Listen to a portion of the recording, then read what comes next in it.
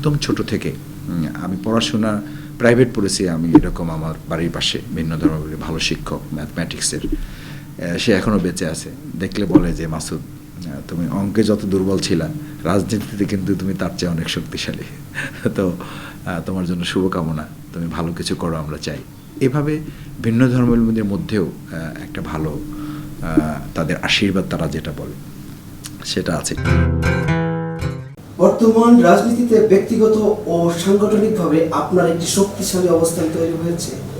স্থানীয় পর্যায়ে সেই অবস্থানটিকে আপনি কিভাবে কাজে লাগাতে চান?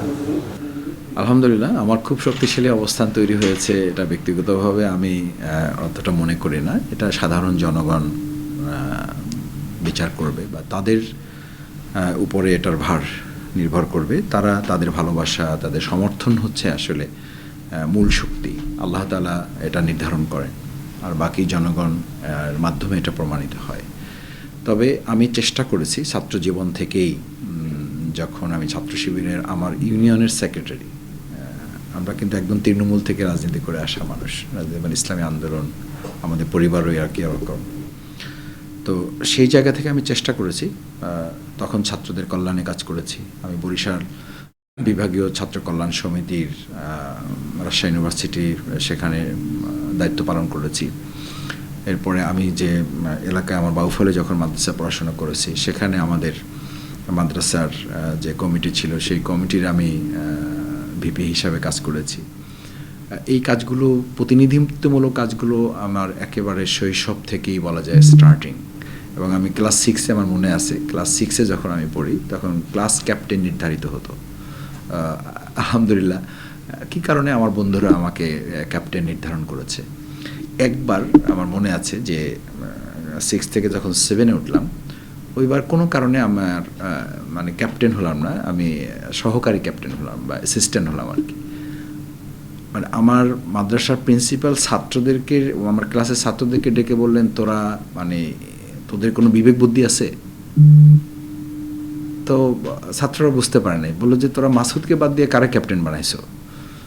তো পরে ছাত্ররা বলল যে স্যার, আমাদের একটা সিস্টেম আছে হুজুর, আমরা একবার একজনকে করবো আর একবার আরেকজনকে করবো। তাহলে ঠিক আছে। মানে এজ এ প্রিন্সিপাল হিসাবেও সে আমাকে এতখানি স্নেহ করতো যে মাসুদ থাকলে সেখানে আরেকজন ক্যাপ্টেন হওয়ার দরকারটা কি। তো আলহামদুলিল্লাহ, এইভাবে ছাত্র জীবন থেকেই জনগণের, আমার শ্রদ্ধেয় শিক্ষক যারা আছেন, তারা এখন অনেকে বেঁচে আছেন, এবারও আমি দেখা করে আসছি। এবং আমার এমন প্রিন্সিপাল আছেন যে আমি যদি মৃত্যুর আগে তোকে একটা ভোট দিয়ে যেতে পারি, তাহলে আমার জীবন সার্থক। মানে এই পরিমাণ স্নেহ দোয়া মানুষের আছে, এটা বলতে পারেন এটা একটা শক্তি, আলহামদুলিল্লাহ। এরপরে আমাদের ভিন্ন ধর্মাবলম্বী যারা আছেন, আমি একদম ছোট থেকে, আমি পড়াশোনা প্রাইভেট পড়েছি। আমি এরকম আমার বাড়ির পাশে ভিন্ন ধর্মাবলম্বী ভালো শিক্ষক ম্যাথমেটিক্সের, সে এখনও বেঁচে আছে। দেখলে বলে যে মাসুদ, তুমি অঙ্কে যত দুর্বল ছিলা, রাজনীতিতে কিন্তু তুমি তার চেয়ে অনেক শক্তিশালী। তো তোমার জন্য শুভকামনা, তুমি ভালো কিছু করো, আমরা চাই। এভাবে ভিন্ন ধর্মের মধ্যেও একটা ভালো তাদের আশীর্বাদ, তারা যেটা বলে সেটা আছে। এবার আমি দেখা করে আসছি, মানে আমাকে পাশে বসিয়ে তাদের হিন্দু ধর্মের বাউফলের যে সবচেয়ে বড় নেতা, তাদের যে অভিভাবক, সে মানে আমার মাথায় হাত রেখে সবার সামনে ওয়াদা করেছে যে মাসুদের মাথায় হাত রেখে ওয়াদা করতেছি যে এবার আমরা ভালো কিছুর পক্ষে আমরা এবার কাজ করব। তো এটা আলহামদুলিল্লাহ একটা শক্তি।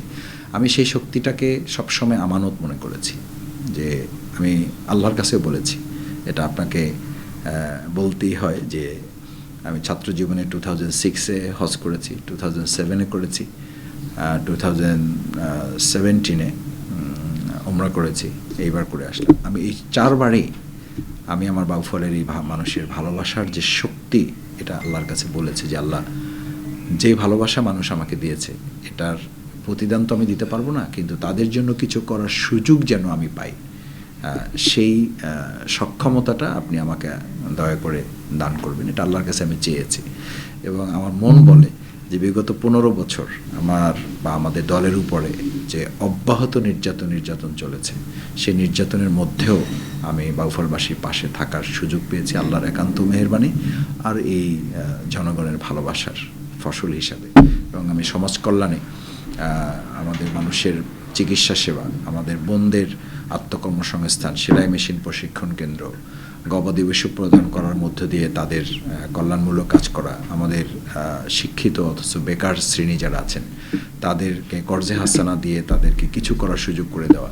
এবং আমি 2007 সাল থেকে এখন পর্যন্ত চ্যালেঞ্জ করেছি যে বাউফলে যারা ইতিপূর্বে এমপি নির্বাচিত হয়েছেন তারা যত লোককে চাকরি দিয়েছেন আমি তার চেয়ে একজন লোক কম চাকরি দিয়েছি, এটা যদি কেউ প্রমাণ করতে পারে তাহলে আমি বাউফলে রাজনীতি করব না। তো এইভাবে আমি কিন্তু চেষ্টা করেছি বাউফলের মানুষের ভালোবাসার প্রতিদান তো আর দিতে পারবো না, তাদের এটাকে সম্মান করার জন্য চেষ্টা করা। বাউফল থেকে আপনি নির্বাচনে প্রতিদ্বন্দ্বিতা করবেন এটা নিশ্চিত, সেক্ষেত্রে কেন জনগণ আপনাকে নির্বাচিত করবেন বলে মনে করেন? প্রথম কথা হচ্ছে এটা এখনো নিশ্চিত না, কারণ হচ্ছে আমাদের প্রার্থী হিসাবে সম্ভাব্য তালিকা দেওয়া হয়েছে। তবে এই সম্ভাব্য দেওয়া হয়েছে এটা নিশ্চিত, এইটুকু বলা যাবে আর কি, যে এটা নিশ্চিত যে সম্ভাব্য প্রার্থী হিসেবে আমাদেরকে নিশ্চিত করা হয়েছে। সেই জায়গায় আমি কাজ করছি। এখানেও একটা গোপন তথ্য আপনাকে দিই আজকে, যে গোপন তথ্যটা হচ্ছে ঢাকা থেকে আমাকে 2-1 বার জিজ্ঞেস করা হয়েছে যে তোমার জন্য, তোমার বাউফল নাকি ঢাকার কোনো আসন তোমার জন্য ফেভারিট। আমি বলেছি যে আমাকে যদি 1000 বার জিজ্ঞেস করা হয় তাহলে আমি 1000 বার বলবো যে মাই বাউফল ইজ ফেভারিট। কারণ আমি বাউফলে, আমার বাবা দীর্ঘ 35 বছর স্কুলের, হাই স্কুলের প্রধান শিক্ষক ছিলেন, দীর্ঘ 4 বছর বাউফল কলেজের অধ্যাপক হিসেবে দায়িত্ব পালন করেছেন। আমার ভাই, বড় ভাই ফখরুদ্দিন খান রাজি, তিনি দীর্ঘ রাজনীতিতে সেখানে ছিলেন, তিনি এমপি নির্বাচন করেছেন। আমার মেজো ভাই সেখানে মাদ্রাসার একটা অধ্যাপক ছিলেন, প্রভাষক ছিলেন। আমার সেজো ভাই, সেও বাউফলের একটা মাদ্রাসার অত্যন্ত সুনামের সাথে সে তার প্রফেশনাল লাইফটা মেনটেন করছেন।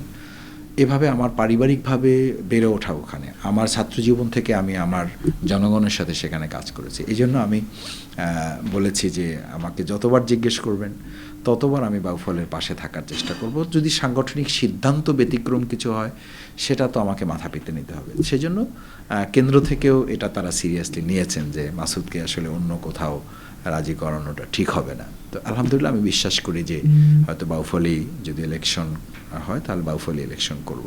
আর সেই জায়গায় জনগণ কেন ভোট দিবে সেটার আমি আমার জায়গায় যেমন কিছু কথা আছে, জনগণের অনেক কথা আছে। প্রথম কথা হচ্ছে বিগত 53 বছর দেশ স্বাধীনের পর মানুষ নানানভাবে বঞ্চিত হয়েছে। বিশেষ করে একটা দল বা একটা গোষ্ঠী মানে বাউফলটাকে তাদের পৈতৃক একটা সম্পত্তি বানিয়ে ফেলেছিল।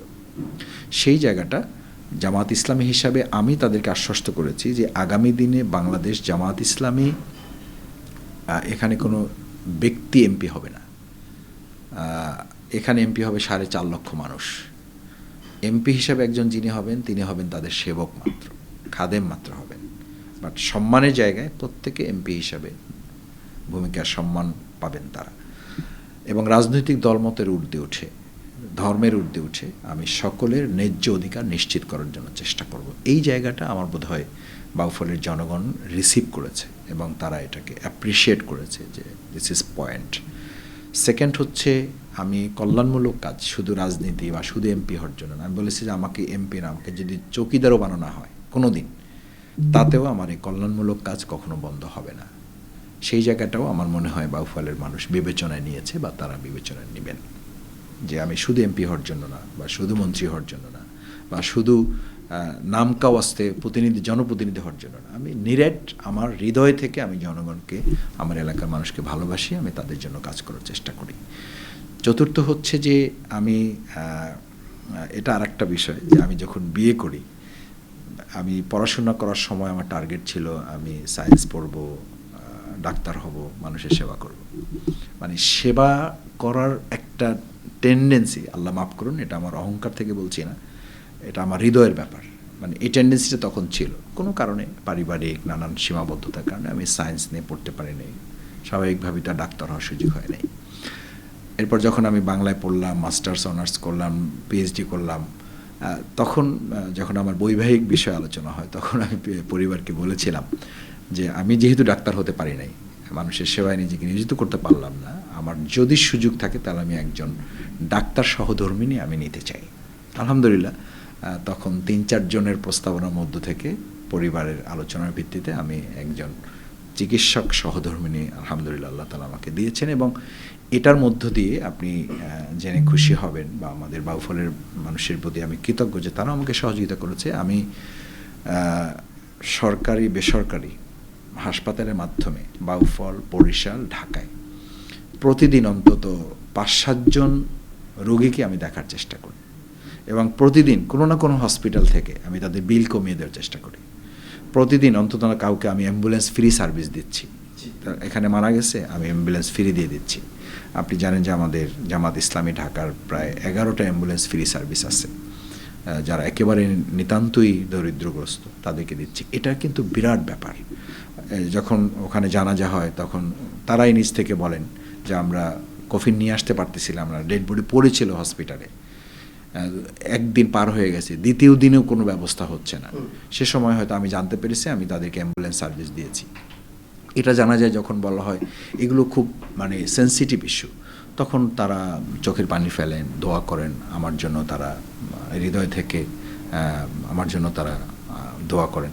আমার মনে হয় এগুলো অনেক বড় শক্তি, এবং এই মেসেজটা সাধারণ জনগণের কাছে, বাউফলের মানুষের কাছে এটা পৌঁছাতে পেরেছি আমি এবং আমার দলের সম্মানিত নেতাকর্মী যারা আছেন তাদের অব্যাহত প্রচেষ্টার মাধ্যমে। সেইখানে আমি আশা করি যে আমার প্রিয় বাউফলের সম্মানিত নাগরিক যারা, তারা তাদের দোয়ায় যেহেতু আমাকে রেখেছেন, তাদের ভালোবাসা এবং সমর্থনেও আমাকে তারা রাখবেন।